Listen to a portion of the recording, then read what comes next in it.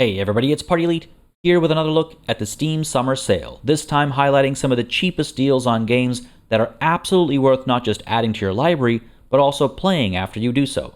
While this video focuses on games that are available for under or just around $10, I've got another video out that you can find linked in the pinned comment, and that's worth giving a watch too if you've got a slightly higher budget or are simply looking for more recommendations.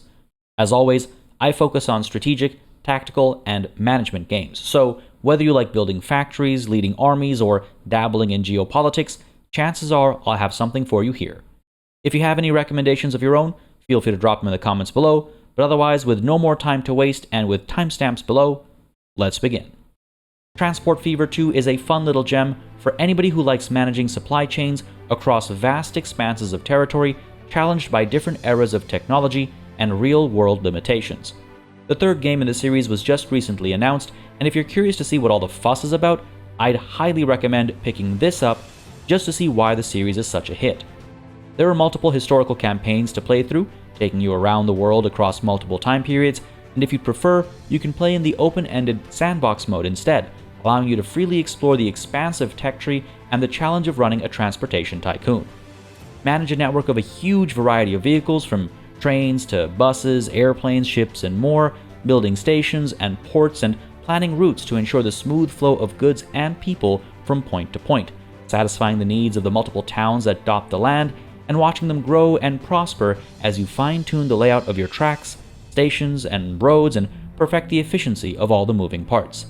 If you're even slightly interested in infrastructure management, the sandbox mode is especially addictive. Transport Fever 2 is one of those games that is super easy to come back to time and time again, and I can definitely recommend picking it up. Inscryption is a game that I came to a little late, turned away by the fact that it looked like a fairly simple game in a strategy subgenre that I wouldn't say is one that I go to very frequently, though I do dabble in it from time to time. I was very wrong, and I'm glad that I was finally convinced to give it a try, because I haven't been able to stop thinking about it ever since. When I say Inscryption is an experience, I really do mean that, and it's like nothing else I've ever played. I can't say too much about the game because the more I divulge, the more I'll spoil the experience. A deck builder in more ways than one, Inscryption puts your cleverness to the test beyond the strategies you apply on the card versus card battlefield. As you journey between battles and strengthen your deck and cards through dark magic and sacrifices alike, you'll find interesting loopholes and curious possibilities, peeling back layers of lateral thinking to reveal strange opportunity after strange opportunity. The ominous and overbearing aesthetic of the game is extremely immersive as you delve further into the setting, and yes, there is a very compelling narrative backdrop to it all, and no, you have no idea what you're getting yourself into. Seriously, don't look up any reviews, don't look up any trailers, don't spoil the ride that is Inscryption. Just pick it up and strap yourself in. Suzerain is another game that I've recommended frequently and will continue to recommend time and time again. If you've ever wondered what it's like to be the president of a troubled nation, Suzerain gives you a pretty brutal and believable kick at the can. Set in a fictional world with parallels to the Cold War era of our own, the game puts you in charge of a country that is struggling through political, social, and economic strife when you take office. As two power blocks are forming in the world, belligerent neighbors, resource scarcity, and a looming pandemic all threaten your people, and that's nothing to speak of the political violence that puts you, your cabinet, and your family at risk.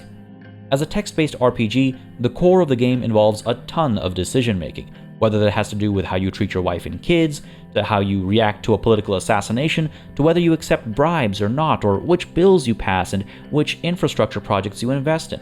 The level of thought here, and some of its applications, turn this into more than a simple text-based RPG. The decisions you make, while a bit more predetermined than something like, say, Crusader Kings, feels in that same vein where you're making strategic-level decisions for nation-building, politicking, and if things go a certain way, maybe even war. At the end of a run, and it can end in shockingly different ways, the game summarizes your achievements and how you ran the nation, and some endings will certainly make you want to try again.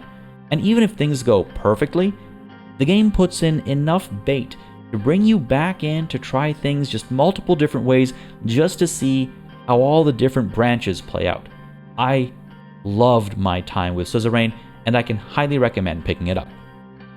Warhammer 40k Mechanicus remains a turn-based tactics game that I will recommend time and time again, and on such a steep discount, it is an absolute steal. Knowledge of the setting and IP are unnecessary to have a good time with this one, as it explains enough of the context so you can have a good time even if you have no idea what the background or lore is. It doesn't let lore get in the way of a good time for anybody unfamiliar with it. You lead a group of tech-obsessed members of the Adeptus Mechanicus, a specific faction in the Warhammer universe known for being more machine than flesh. In their hunt for more knowledge and things to tinker with, they come across a tomb world dedicated to an ancient empire of undying robots, and though they currently slumber, your people's poking and prodding wakes them up. And let's just say, they're not so happy about the trespassing. With the sequel just recently announced, now's a great time to dive into this excellent take on the genre. It features many of the usual trappings, managing equipment, securing upgrades, looking out for troops in a strategic layer as you send them into battle on a tactical layer, but it also explores some unique concepts, like allowing you to dungeon crawl and seek out story beats and upgrades at the cost of a slowly increasing threat level. Most importantly, the game does away with hit chances. For both yourself and your enemy, it just becomes a matter of applying superior tactics rather than dice rolls. With a fun variety of units and special abilities and an absolutely amazing soundtrack, Warhammer 40k Mechanicus is a must-play for a multitude of reasons. Whether you know the IP or not, if you like the genre, you should definitely give it a shot. Shogun Showdown is one of the surprise highlights of last year. A simple roguelike deck builder that has you playing turn-based battles with simple back and forth movement, giving you the option to either look left or right and sequence your actions for maximum effect. The game is extremely easy to learn, as you and your enemies go back and forth taking turns with every decision made counting as a single turn, whether that's changing the direction you're facing, moving a step forward or backward, or queuing up an attack from your deck of attack tiles, or actually performing said attacks, even letting you skip a turn if that's the optimal move. It's extremely simple to wrap your head around the moving parts of Shogun Showdown. But then as you start to choreograph your moves, taking into consideration their cooldown timers and coming out on top against all sorts of odds with a great variety of enemies presenting unique challenges, including bosses with their own attack patterns and dangers to overcome, all of a sudden, you start to see the magic. There's something immensely satisfying about baiting enemy attacks, tricking them into hitting each other, or otherwise setting up a multi-hit combo that clears an entire wave out in one fell swoop. You'll be able to choose different starting setups, and as you progress through a single run, you'll upgrade or unlock additional abilities, including over 40 different attack tiles that represent different weapons and their strengths and weaknesses, from the classic shuriken to the bow and arrow, swords, and more.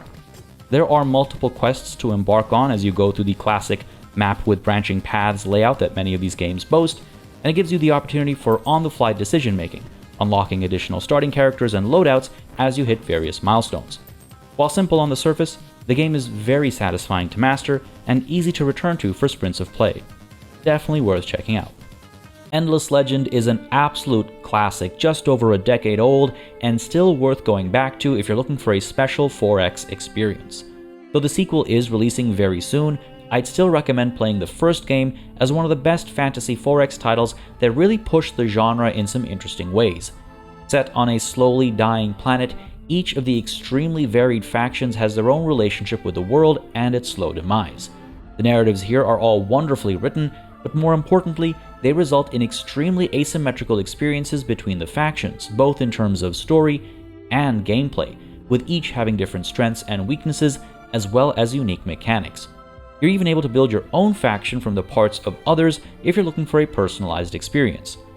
Whether you're playing as the hungerless pseudo-vampires of the Broken Lords or the all-devouring necrophage, you'll engage with different opportunities and risks, both as you claim new territories and build new cities to grow your empire, and as you go to battle in turn-based battles where every unit is put under your command, rather than having you simply watch two 3D models swipe at each other. Engage with minor factions, seek out strategic resources, and pursue side quests that complement your faction and the main story of the world. What's more, some of these factions and narratives associated with them will make an appearance in the second game in the series that's right around the corner, so if you're looking for some extra lore ahead of its release, that's just one more reason to grab Endless Legend on this massive discount. Production Line Car Factory Simulation is a fascinating factory automation game that is hyper-focused on one extremely realistic manufacturing process, as the name might give away, cars. I'm a big fan of factory and automation games. I like when they put you on alien planets, I like when you play as animals, I like them in third person, first person, isometric views, I like them whether you're playing as a character or as an all-seeing being from overhead. But typically, they're all set in some alternate world where you're making believable but ultimately fantastical things, like space elevators or interstellar rocket ships, all while fighting off aliens or bugs or what have you. Production line car factory simulation has you instead fighting market forces and building a factory with a lot of known parts grounded in reality. Research production standards, unlock new options for your factory, and stay on the cutting edge of the automotive industry, designing and building different classes of vehicles for different audiences, capturing market sector after market sector, continually growing your factory to perform greater and greater feats of efficient engineering. It's certainly not the best factory game out there, and yes, it does have some flaws inherent in its desire to be so grounded in reality, but for this low a price, I think it's worth checking out to see an automation game that's very different from the rest. Planet Zoo is one of my favorite management games, as probably evidenced by the hundreds of hours of gameplay you can find on the channel. Whether you want to play through an objective-based campaign mode, a completely open-ended sandbox, or through the franchise mode that gives you freedom to set your own goals, but challenges you with the management elements you'd expect from a game like this, there's something for everyone. So what makes Planet Zoo so amazing? Well, apart from its gorgeous visuals, its great level of research and detail, and how it continues to get updates and worthwhile DLC even so long after its release, it's the perfect blend of giving players an unbelievable amount of creative freedom and grounding it all in actual management challenge. You'll need to keep an eye on salaries, staff happiness, guest moods, ticket prices, animal satisfaction, viewing angles, educational opportunities, and even animal genetics if you're inclined to start your own rehabilitation and breeding programs. And when you're not doing that, you're using Frontier's amazing building tools to create custom spaces. Whether that's animal enclosures or random areas around your zoo, you'll use countless pieces and mix and match and place and replace to your heart's content. Planet Zoo hits the nail on the head when it comes to balancing all these aspects and creating a fun experience through and through. I highly recommend picking this up. The next two games I want to recommend are both published by Hooded Horse, and so I just wanted to mention that outside of this channel, I am affiliated with Hooded Horse. I'm not sponsored by them, nor am I asked to talk about any of their games on my channel. I just choose to do so because the same reason that I'm actually affiliated with them in the first place. I'm a big fan of the kinds of games they publish. In fact, you'll recognize at least one of these from the channel if you've been following it. For more details, check out the video I've linked in the description below, but with that said, first up, we've got Shadow Gambit, The Cursed Crew. This was the last game to come from Mimimi Games, the exceptional studio that revived the stealth tactics genre. If you played Commandos or Desperados back in the day, or perhaps Desperados 3 more recently, I would highly recommend grabbing Shadow Gambit, The Cursed Crew, as it elevates the genre and does things with it that would be impossible in any other setting. Lead a group of undead pirates against the Inquisition as it hunts down a powerful pirate artifact in the Lost Caribbean, an island chain home to all manner of magic. Hop from island to island doing missions in whatever order you prefer, and unlock your crew in whichever order you'd like to gain access to their unique capabilities, opening up different approaches for the same missions depending on your order of operations. The open-endedness is frankly mind-blowing, and the level designers have done an amazing job making it possible to take this non-linear approach to what is traditionally a relatively linear genre. Traversal, stealth, and offensive maneuvers are all imbued with magic, allowing you to teleport, get shot out of cannons, disappear beneath the surface, possess your enemies, and do so much more besides as you sneak from cover to cover, keep an eye on enemy lines of sight, pounce from the darkness, and tuck their bodies where nobody will find them. Unique enemies provide fresh challenges, and the option to start and end any given mission across multiple locations on the map just further speaks to the level of freedom and inventiveness the game invites you to take on as a player. Even if you've never played the genre before, this is a fantastic example of it at its finest, and you should definitely check it out. Nine Kings released just last month, and it takes a seemingly simple concept in deck-building auto-battlers and just pumps countless hours of fun out of it.